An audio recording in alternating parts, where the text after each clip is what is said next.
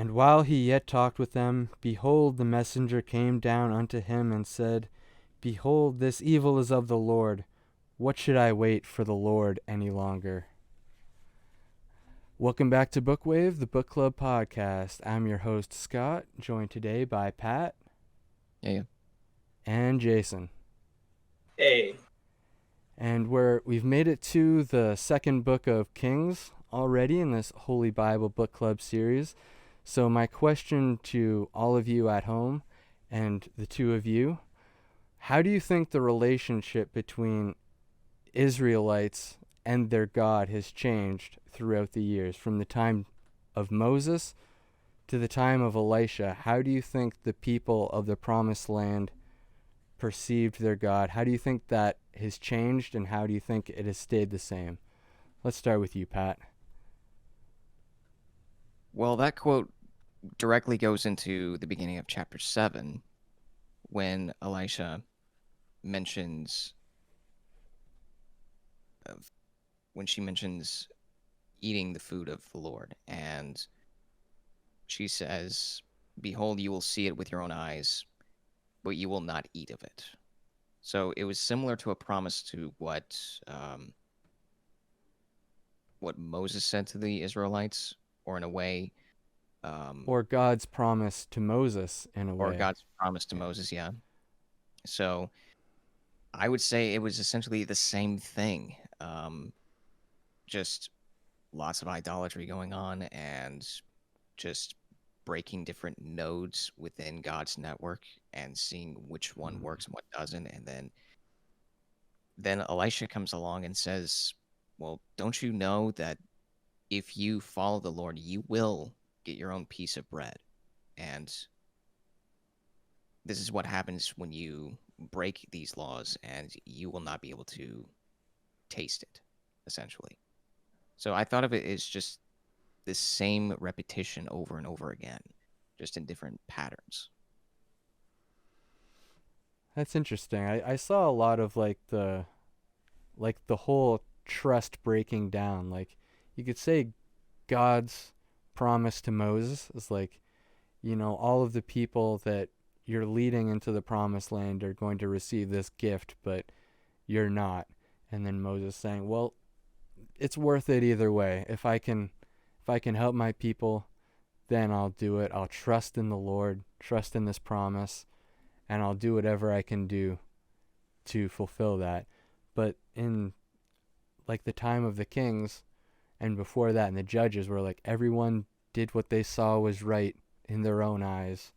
And in Kings, it's like no one trusts that promise anymore. Like, even though they've all made it to the Promised Land and they've acquired what their ancestors have fought so hard to get to, but at the same time they're just taking it all for granted and just, it doesn't really matter. All of this good stuff comes from God, but all the bad stuff comes from him too. So what am I going to do? What am I going to do with that? What do you think, Jason? It's like what right next or something like that. Anyway, sorry, Jason. Go ahead. No, you're right, Scott. They're essentially getting punished. And back in the time of Moses, they got punished too for falling off the way. And back then, I think the relationship Moses had with God was more like a younger child.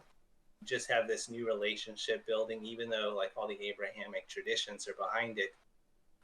This story, Kings 2, there's a lot of different layers going on here, and it's written by that Deuteronomic redactor who you can tell by the way that the story is put together. It starts with, one of the prophets essentially handing over his spirit to another prophet. Their names are very similar. Elijah is the older one, and Elisha is the newer one. So the book has some of Elisha's miracles, and then there's like a long list kind of in the middle of all the different kings, and basically it reiterated how they would do evil. The majority of the kings would do evil.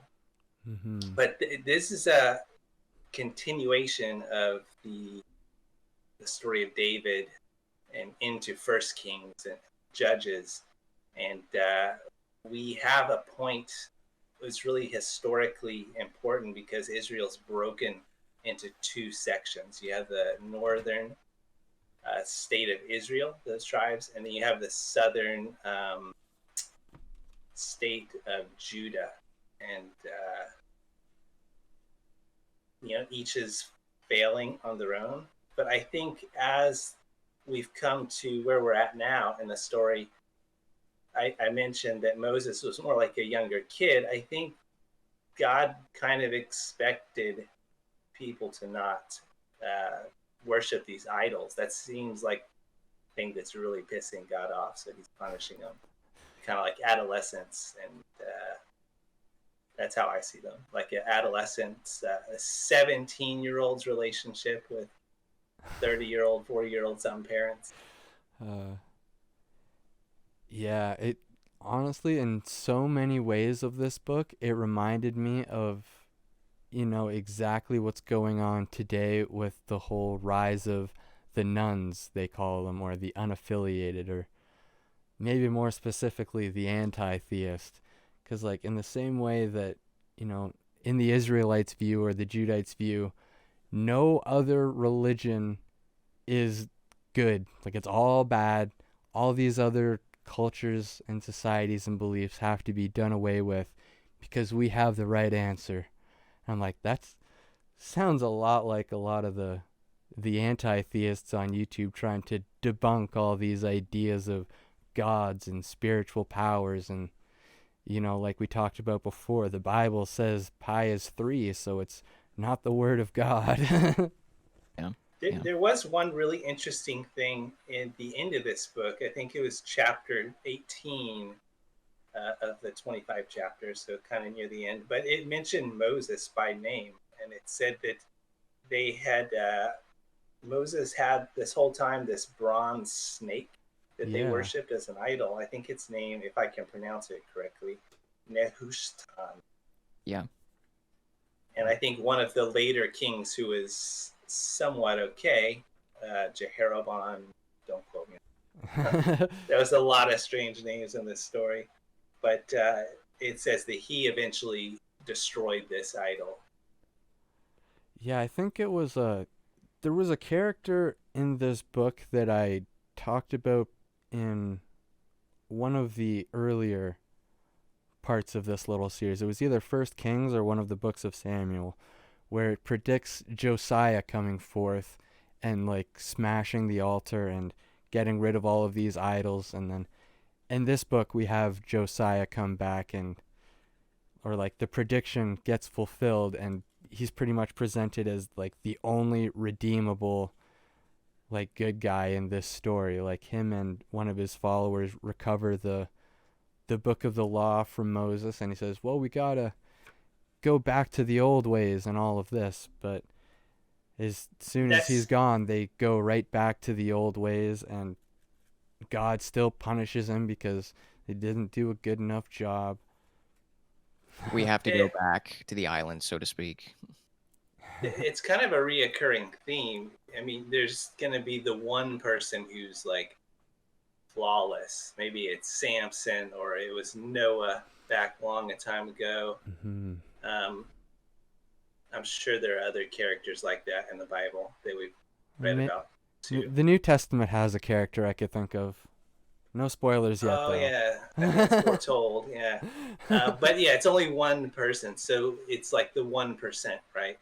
And I think they use that to justify why it's kind of a self-substantiating claim that theirs is the one religion amongst the many that's true. And that motif of that one character that's flawless is just kind of a hologram of that idea. Yeah, and like you could say the same thing about like only worshiping a single god. Like one god in our like whole sphere is going to be a lot more easier to deal with and contend with than a whole pantheon, because then you're like, every time I do something, it's going to please one God and then displease another. So narrowing it all down to one God is almost like a psychotechnology of like ultimate focus. Just focus on the one God, and then that's like focusing on your one single outcome, like your one future that you want. It gives you some focus, and it protects you from combinatorial explosion and cognitive dissonance, where everything just comes flooding in. You have 700 things you need to do, and you can only do one at a time. But when you're having just one God to worship, it's like, okay, I know what I need to do. I have the focus. Everything is ready. And the one thing that's keeping me from worshiping this God fully to the best extent is all these other religions. So let's get rid of those guys. In a way, you can say that those gods are different versions of yourself. Yeah. And the one true God is the better version of yourself. Yeah. Ooh, I like that one. I kind of like had that line of thinking with when we were reading Nietzsche a little bit. 'Cause he like talks about how like a human being is just a collection of these different urges and desires and wills that like all come down to power. It all comes down to power in the end, but like you're still completely divided among the things that you want out of life. And then he just kind of puts Dionysus at the top of the hierarchy because he has to. Like there's just no other way around it. Like even when all of these other paganistic religions, there's always one god at the top, whether it's Dagon or Baal or Baal-zebub. Who cares? Like they always have one chief, like Zeus, and then the rest are underneath him. Yeah. So maybe, I don't know, no Christian would agree with me, but maybe it makes more sense to have a hierarchy of gods than to have just one where you're kind of narrowly stuck in one path. And if you adhere to many different gods, you can take kind of multiple lessons in multiple ways from multiple circumstances to say, you know, maybe Yahweh's lessons are good in this situation, but who knows, maybe Zeus and Ares and Hera have other things to teach me in other situations. Yeah, with this religion, it's kind of on or off. You're either Christian or you're a heathen. Well, it's not Christian. Right, at this point, it's, Yeah. what do they call There's it? no Remind name me. for it. Asimov calls it Yahvism, after the Okay. god Yahweh. Well, to kind of touch on what you were talking about a minute ago, Scott, I think the reason we might have this is, I'll try to stumble my way through this, but like Jordan Peterson would talk about how we have a hierarchy because biologically we came out of a hierarchical system. And so Mm-hmm. it actually feels good to know your place and to be undivided and just have that focus on one thing. So that may be one reason why this religion kind of came about. In this specific story of Second Kings, I don't know if you guys caught all of the magical stuff going on with Yeah, there's the a bit. prophets. Yeah, I thought that was really interesting, and I find myself drawn towards that when I'm for some reason. Mm-hmm. Like his mentor, the older one, Elijah, was taken away from the earth in a similar way that we've seen before in Genesis with Enoch. Yeah. You know, just one or two sentences in Genesis. A lot's going on there. Enoch goes and walks with God, and here with Elijah, it doesn't sound as peaceful as Enoch because it says like a chariot of fire and horses of fire come in and strike him, I believe. Yeah, he was abducted by aliens. Yeah, And yeah, he went to Providence or heaven in a whirlwind, so it sounded like it yeah. was chaotic. Yeah, but like it doesn't really give you any specifics in the Enoch section. It's just like God took him and then he walked with God. So like, there could have just as easily been another whirlwind and chariot of fire or a UFO that came and grabbed him up. But like Sure. we just don't have that details. But here maybe we get a little bit more, like a little bit of a better look into the situation of what they perceived as happening. Maybe not what actually happened. Maybe he got struck by lightning and they just said he was such a great man that now he's with the Lord. And then later on, the conceptualization of heaven grew out of that articulation kind of thing. Like a group of people up there. Yeah. Because I mean, in the religion as they have it, Yahwehism, they have angels of the Lord, and we'll see that later in this chapter. So there's already Yeah. kind of a communion or a hierarchy up there. Yeah. And like in the Islamic tradition, God created the angels and the jinn and the humans. So like in multiple traditions there's kind of more of a hierarchy in place to say that God is at the top of it. And then everything else spiritual are these angels. And then there's the jinn who are like higher on the scale than humans because they're more like corporeal or whatever. But like they also have their own religions themselves. Like when you look at the Islamic tradition, jinns themselves can be Christians or Muslim or atheist or whatever. It's pretty crazy stuff.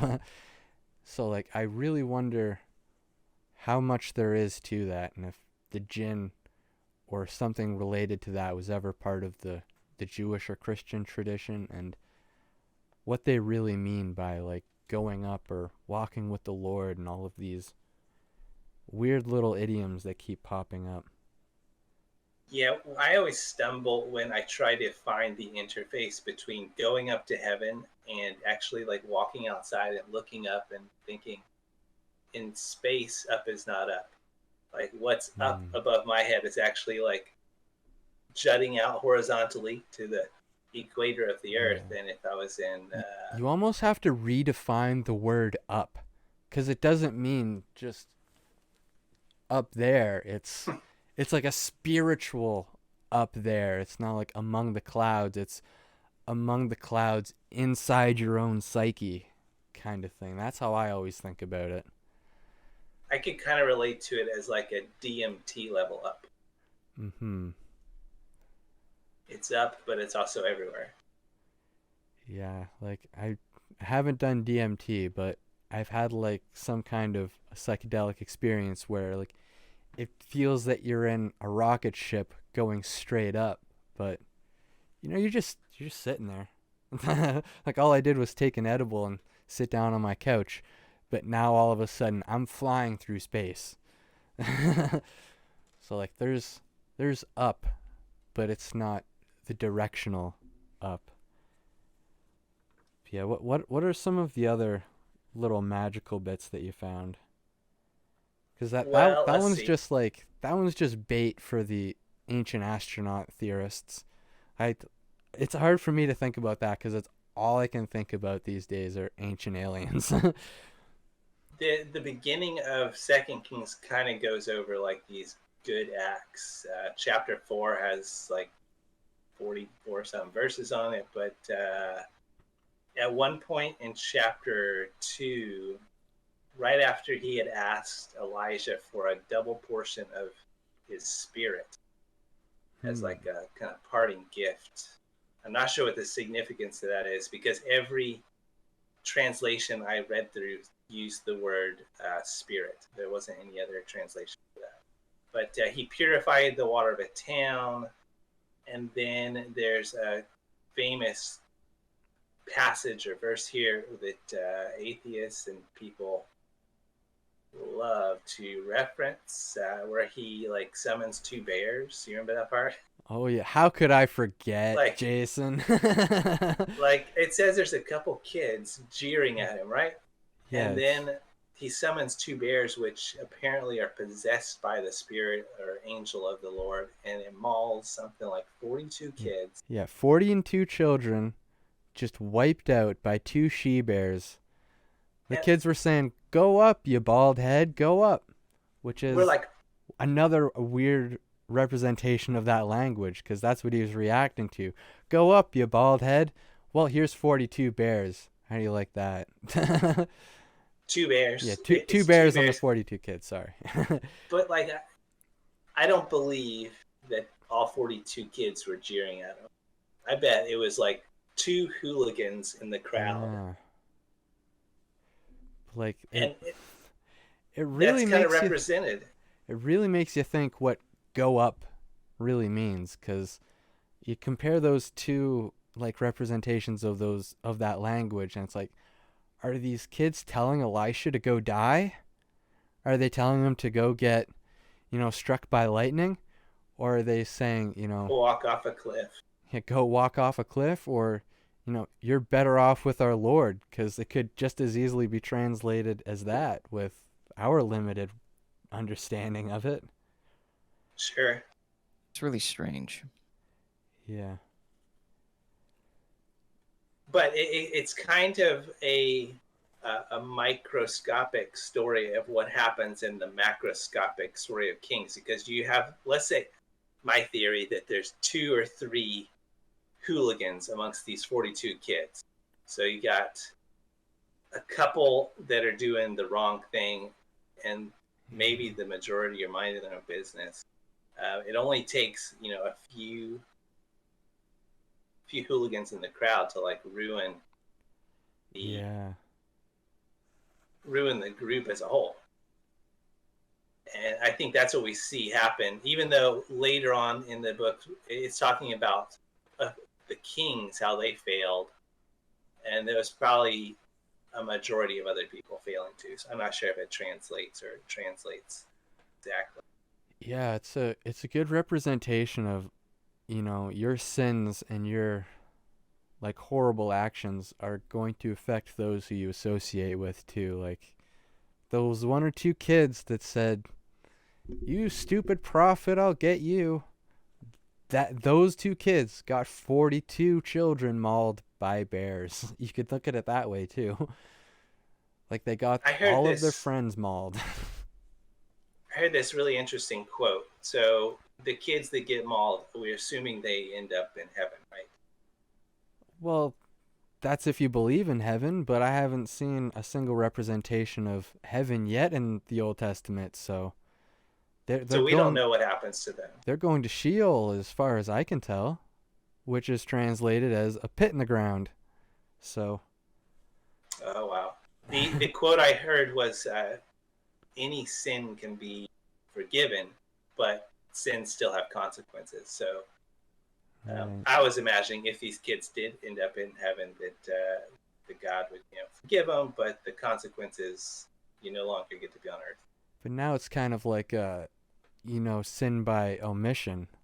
Like if you're the kid that can do something about the other kids not getting bullied anymore, you choose not to.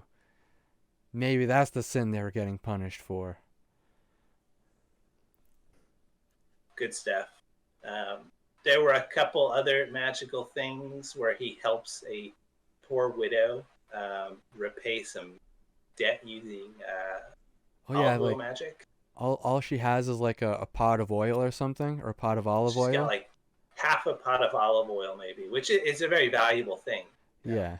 And he says, just pour it off into, 20 other basins, and you'll never run out. Keep pouring. Yeah.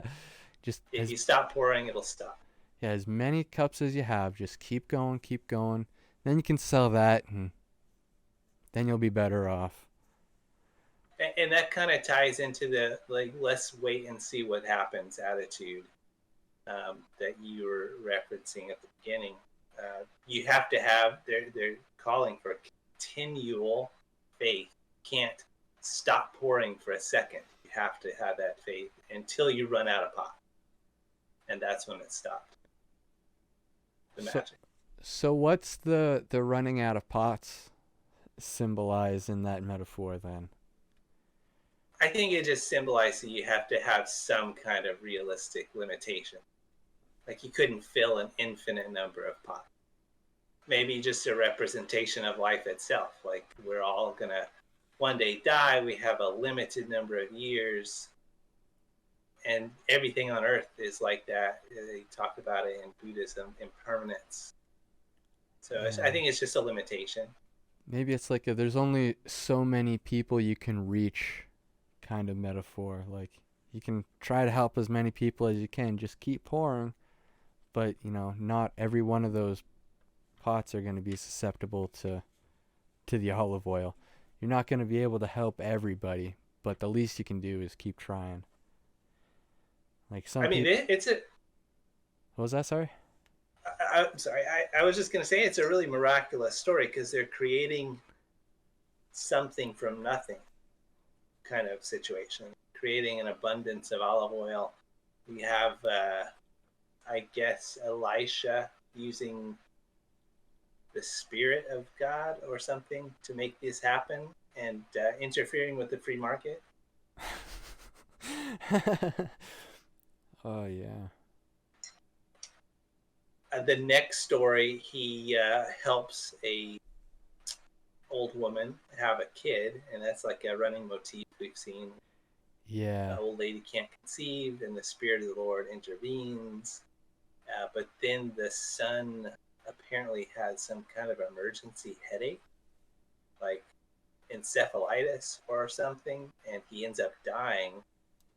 And then Elisha resurrects him. Yeah. A lot of people coming back from the dead in the Bible. It was a real strange situation too. Like he stretched his body over the boy. Yeah, he's like, I don't know. It's like,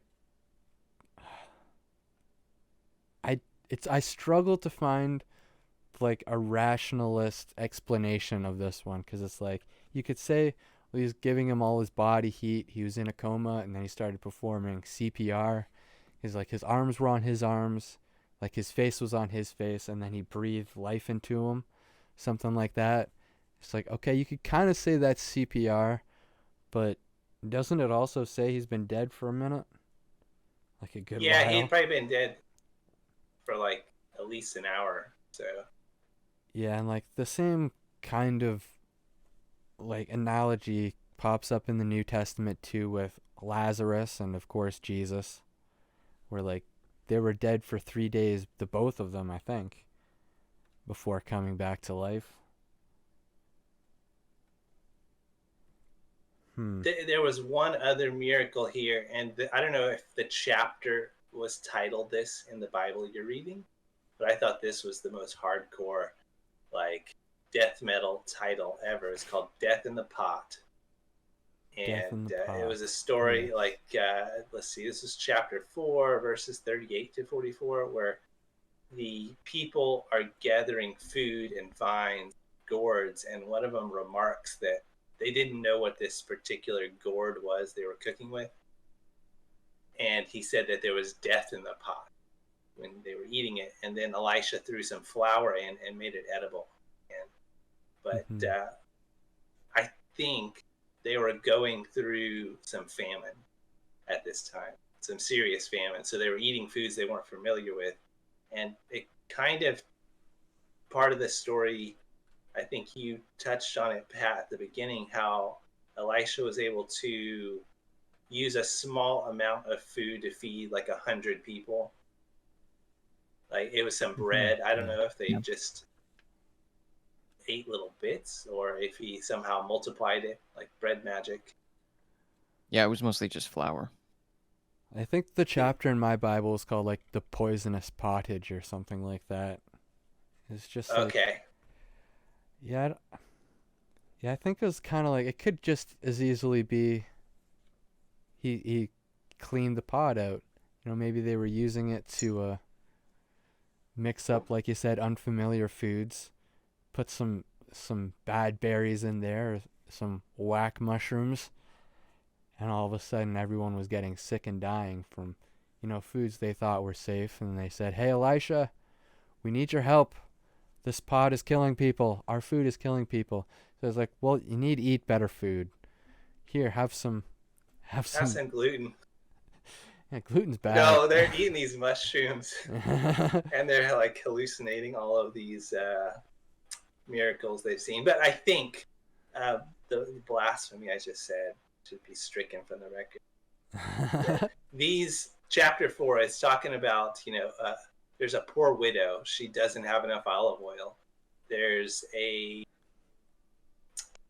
are these people who are scourging food that they're not familiar with because there's a lack of food, and there's a famine. And I kind of got the message what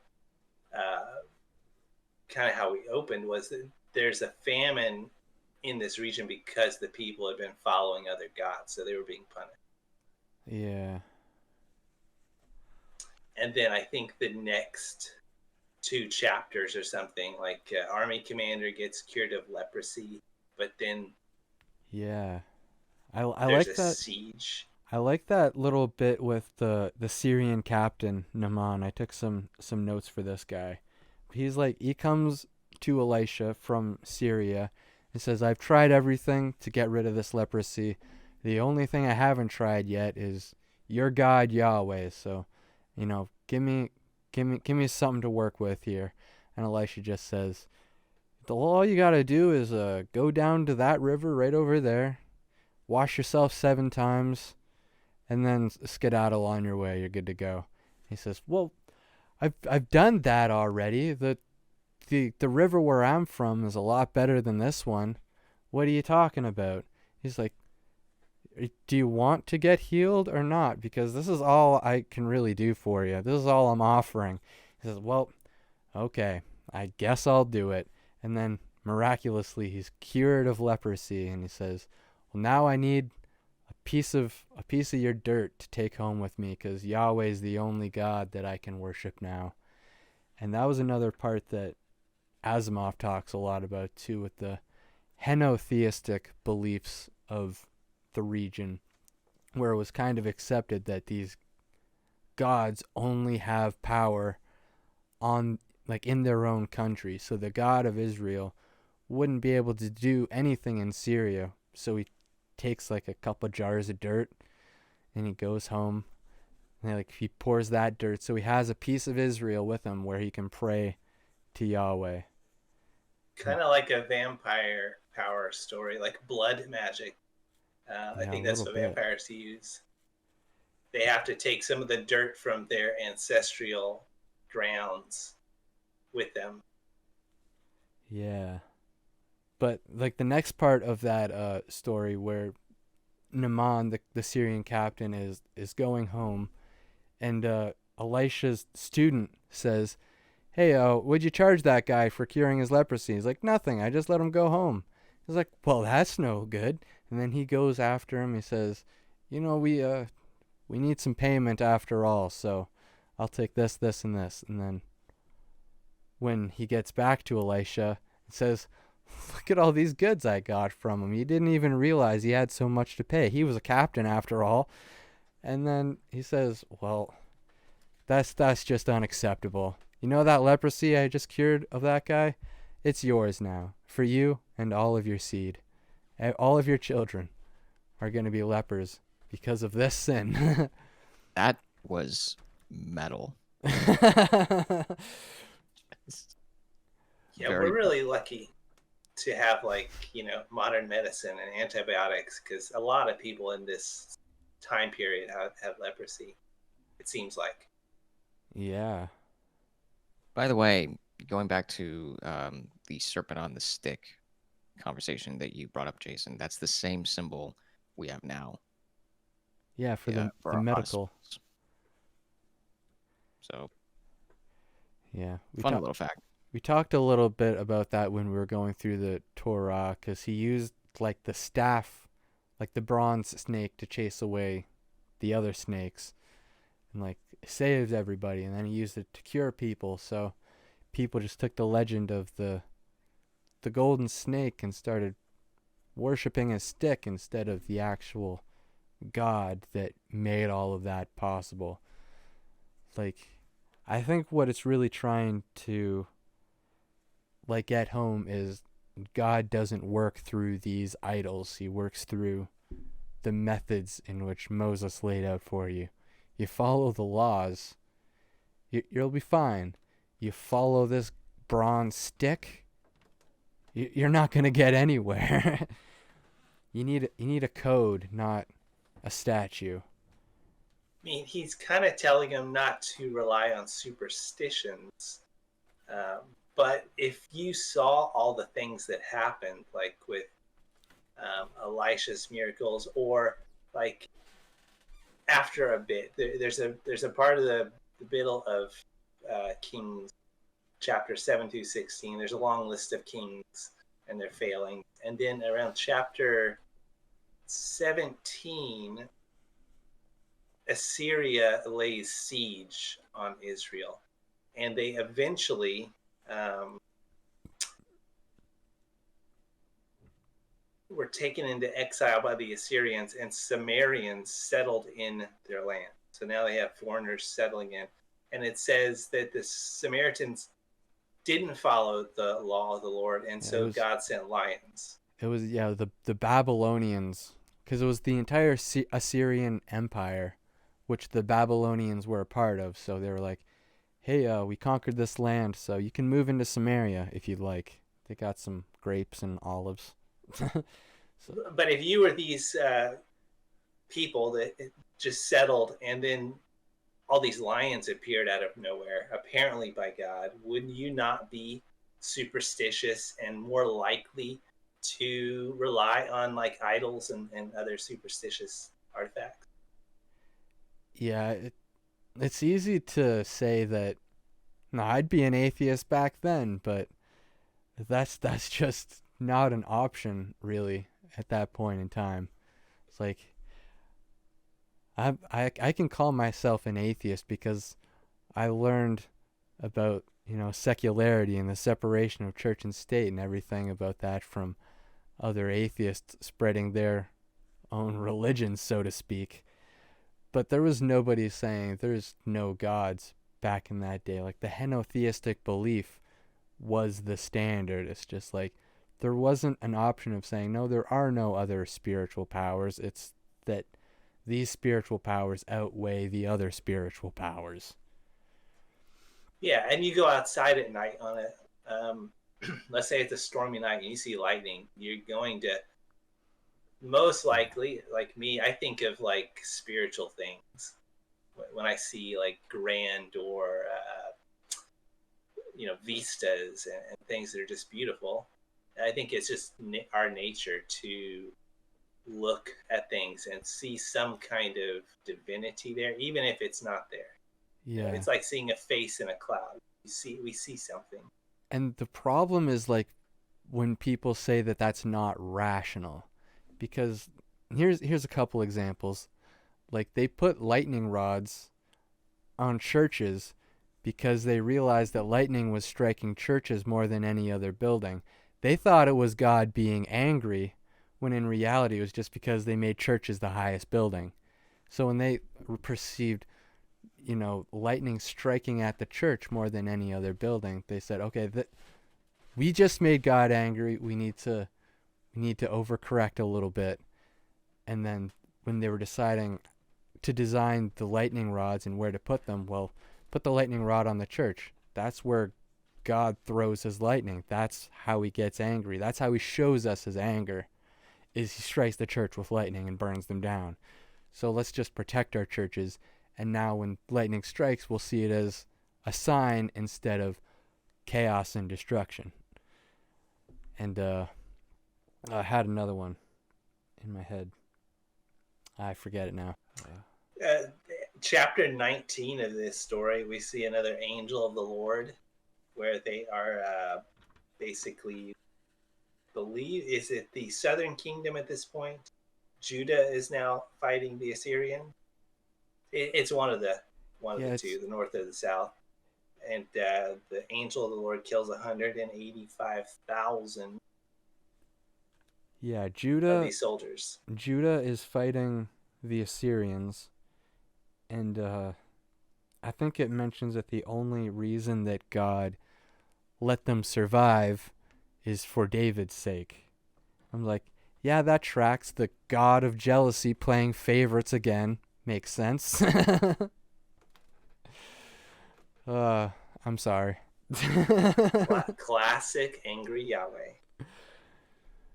uh, And then at the end of this book, it's kind of tragic. It says 10,000 of the Israelites that are taken into Babylonian captivity. It kind of wraps it up. Like, yeah, they're just all these gone. kings. They're just they gone. failed. You lost your land of milk and honey. Yeah. You're like either exiled back into Egypt or into Babylon. Yeah, and this is what gets commonly referred to as the 10 lost tribes of Israel. Because, like, Benjamin has already been kind of wiped out previously. Judah's still alive, but the rest of them, they have no identity anymore. They just get assimilated in the surrounding lands. So, like, the Israelite land doesn't really have any meaning from this point forward. Like, it's just focused on Judah, the Judites. And another thing is, in my version of this Bible at least, this is the first mention of the word Jew to describe the Jewish people. It comes up twice in this book, and it says, like, yeah, it just refers to them as Jews for the first time. I thought that was kind of interesting. I'm not sure where this story is going to get picked up, because I think the next 2 chapters, the Chronicles, like, go all the way back to Genesis. Yeah, it's more of like a recap, as far as I know. This is like the season finale, and then Chronicles is kind of like, yeah, this is what you missed. Yeah, it's like when all those YouTubers say, like, watch this before the next season of The Mandalorian comes out. And they always say, make sure to subscribe. Obscene. Yeah, there's another part, chapter 1, I think, that I wanted to talk a little bit about. It mentions the famous name Beelzebub, or Baalzebub, or Beelzebub, or Beelzebul, or Beelzebul. It has about 800 different pronunciations, but it all means the same thing. King of Second Kings? Or which one? This was 2 Kings, chapter 1. It was when one of the kings, I forget the name, he gets sick, and he says, go to this other land of Ekron, the god of Ekron. Go to them, and, I need to be cured from this sickness. And the translation that we have, the most popular translation of Beelzebub, is Lord of the Flies. But there's a lot of evidence saying that name was just kind of like changed and sullied to sound a little bit different when his actual title was Beelzebul, which is like God or Lord of the heavenly house or heavenly mansion. That's kind of what it translates as. So in the Bible, it makes it look like this, like either like fly or disease oriented deity that's like worshipped in strange lands is just realistically another representation of a chief deity from another religion. So all of these other definitions that you have of Beelzebub from, Binsfeld and these other, Middle Age writers and philosophers and witch hunters and whatever, like calling Beelzebub the Duke of Hell or a Lord of Hell or one of the 3 of the triumvirate of hell, it doesn't track at all. And I'm getting really disappointed with every name that I thought was like some mythical demon from Diablo is just, oh no, it's just the Zeus of the other religion that the Israelites are interacting with in a land called Ekron. Same with like Belial isn't referring to a deity at all. It's just if you are a son of Belial, that means you're a son of bad opinion or an idiot, or you're just wrong, or you're worshiping the wrong thing. You want to be the wrong thing.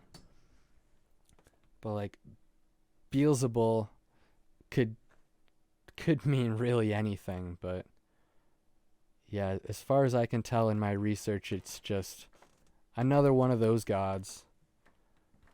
And another thing that Asimov talks about, Dr. Isaac Asimov, is that there's a Moabite stone or a Moabite steel that gets referenced in this book somewhere. And I'm trying to remember. I think I have it written down. But there's steel. Yeah, it's like a big stone or a tablet, and it's okay. It may have been in chapter 3. They were talking about fighting the Moabites, and the king sacrificed his firstborn son. Yeah. So overall, this book, to me, based on how I've read it, it's just a book of lore with different kings and their flaws and how they've ruled their own kingdoms and everything.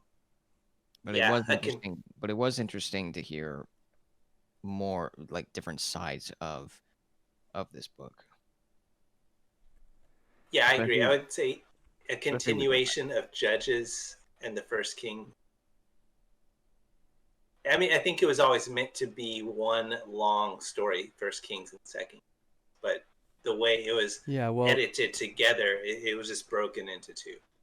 Yeah, Kings, the 2 books of Kings and the 2 books of Samuel was originally one text, and then like the Deuteronomic editors or authors afterwards kind of divided it up just to make it look a little bit better. And in the Catholic Bible, it's listed as 1st, 2nd, 3rd, and 4th Kings. They cut the Samuel name out of it altogether.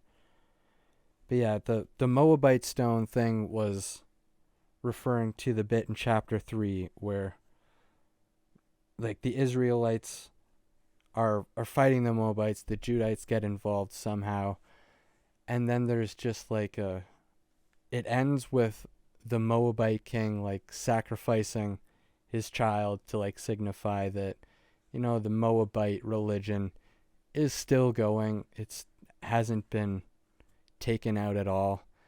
And there's like an artifact that we've discovered called the Moabite stone that basically references that biblical account. Like it all lines up. Like it talks about the battling against the Assyrians and against the Israelites and the Judites, and it talks about their god Chemosh in the exact same way that the Israelites would refer to their god Yahweh. Like it's literally the same. Like Israel, like the God of Israel came into our land and then Chemosh drove him out. Like it's like a depiction of a battle of the gods, like driving each other out of their own lands. And they like talk about it in the same way that's like, I don't think the Judaistic or Israelite religion was at all very different from any of the surrounding areas at this time, at least.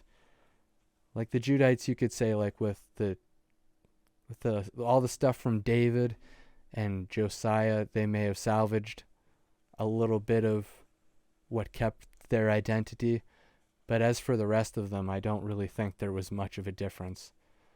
Like they all believed in, maybe not believe, but they all acknowledged the existence of like Chemosh, Melkart, Baal-zebub, Yahweh, El, whoever, because that's just the way it was.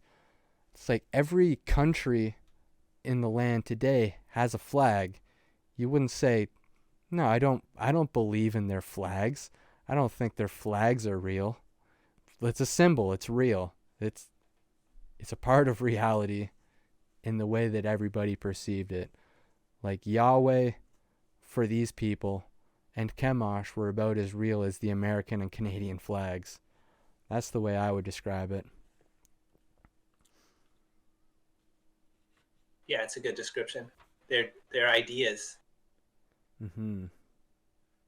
I can't believe we've read through all of these books of the Bible. It's pretty It's taken surreal. us a few months. Yeah, it's a trip. We're looking forward to Job, I think, coming Yeah. up in a couple. Chronicles is next. We'll have to slug through those. The 5 more books, and then we'll get to Job. Okay. We have the Odyssey coming up from Homer. That should be our next video. Gonna have to finish that book. Totally different writing style. Yeah. Like, Well, I guess it depends on what translation you get.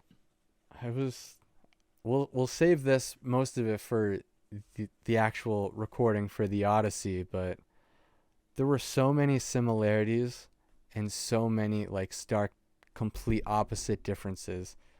Like I don't know how to articulate it, but it's almost like the more I get into it, the more I think that Homer was a woman. Oh, you got me interested in learning more about that. I guess we'll have to stick around and wait for that discussion next week. Yeah, let's just throw that out there. And as a little teaser, as a little cliffhanger for the next video. But yeah, do we have anything else to mention for Second Kings before we move on? No, I'm pretty much done. Yeah. I'll leave it with this quote, not from the Bible, but just a quote I heard over the last couple days. There is no way to happiness. Happiness is the way. This is the way. This is the way. Well, remember to like, comment, subscribe, share with all your friends and family. Check us out on our website, bookwave.club, anchor.fm, YouTube, everywhere you can find us. Until next time, may the force be with you. And if you're a book lover, that's the way. Bookwave.com. .club. It's not .com, it's .club. Jeez, get it right. It will be soon, though. One love.